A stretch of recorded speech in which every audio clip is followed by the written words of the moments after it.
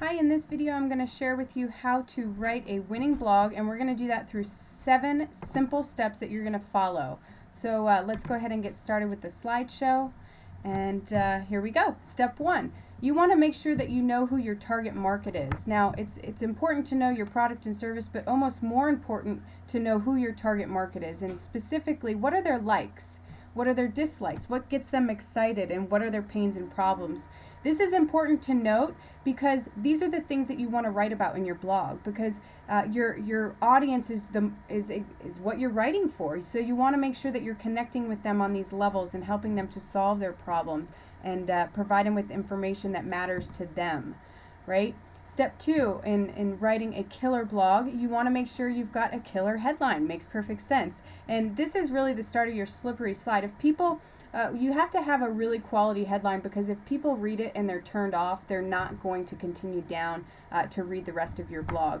This is extremely important to be a successful blogger, so make sure you're paying attention to this. And I put the start of your slippery slide because this is a concept that was developed by living legend Joe Sugarman. He's a copywriter, and he says you want to have this slippery slide concept in your mind when you're writing anything, okay? And the concept is that every element that you put into your blog, or whatever it is that you're writing, must be so compelling that the reader finds themselves falling down a slippery slide, unable to stop until they reach the end. That's exactly what you want, and this is all starting from the headline, because if people don't read a compelling headline, I guarantee you they're not going to read anything else that you have on the page. And also keep that short. If you're stumped for ideas for headlines, or you're not sure where to get started, here's 9 really great ideas. They're plug and plays. Write them down and get started writing good quality headlines so people continue to read your good quality blogs.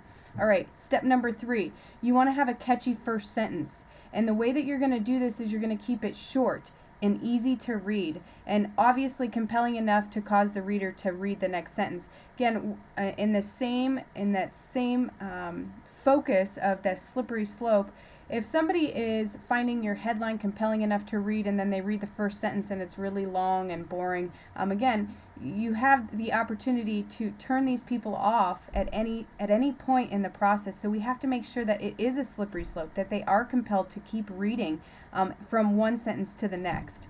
All right, step 4, you want to make sure that your blog has personality. All right, this is hugely important. Blog is not a press release. It's not a formal piece of press that's going out there. You can definitely be more conversational. In fact, you want to be conversational. You also can toy around with being controversial or having an opinion about a specific topic. You want to be thoughtful and careful about not stepping on people's toes. But again, having an opinion makes you more human, and I think that you can agree that that's definitely a good thing to infuse into your blogs. Also, keeping things informative and staying away from reporting the news. Step 5, you want to provide value, and the reason that you want to do this is because when you're providing value, people are going to come back and read more. So provide a solution to a common problem. That's a great way to connect with your readers. Be honest, and also providing reviews. That is extremely valuable. Maybe a book review on a topic that's relevant to your industry, or maybe a product review. Next, you're going to want to have a call to action. This is step 6.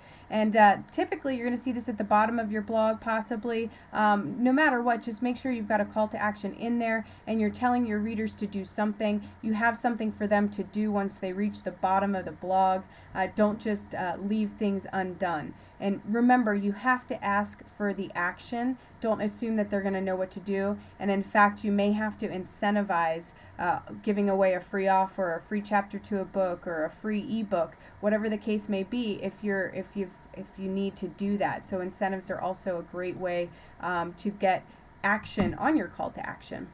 All right, step number 7, the last step here, is solve problems. Again, you want to, if you know what your target market needs, this is going to be even easier, and you can do this through how-tos, top ways to avoid blank, how to save money on blank, and don't get scammed by blank. Again, these are simple ways to structure a problem-based blog. And lastly, I'm going to throw in a quick bonus. Don't be boring, guys. Make sure that the blog topic you're writing on is compelling, the image you're using is compelling, and that the formatting of the copy on the page has bullets, numbers, or paragraphs. There you go. You're off to the races.